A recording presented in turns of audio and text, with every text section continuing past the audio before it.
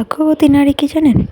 যে নারী তার মনের মতন পুরুষ পায়, যে পুরুষ তাকে সম্মান করে, ভালোবাসে।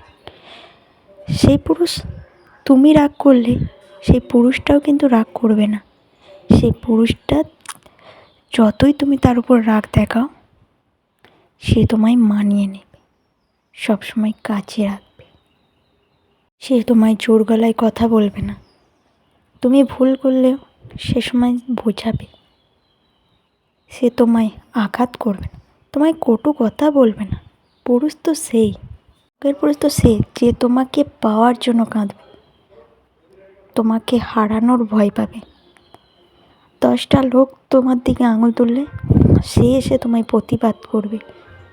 কারণ শখের নারীটা হওয়া না একটা মেয়ের ভাগ্যের ব্যাপার। রূপবতী, গুণবতী সব হওয়া যায়, কিন্তু ভাগ্যবতী হওয়া যায় না। বাস্তব কি জানো তো, পুরুষদের কাছে তার ফ্যামিলি, তার বন্ধুবান্ধব সব আগে, কিন্তু একটা পরের বাড়ির মেয়েকে নিয়ে আসে, সে কিন্তু তার পরই রয়ে যায়।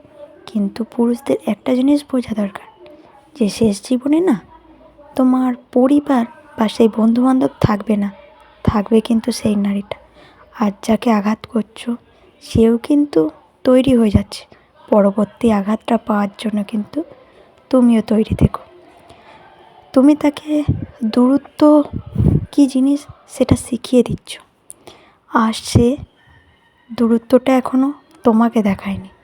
যেদিন তোমাকে তার দূরত্ব দেখাবে না, সেদিন তুমিও ভাববে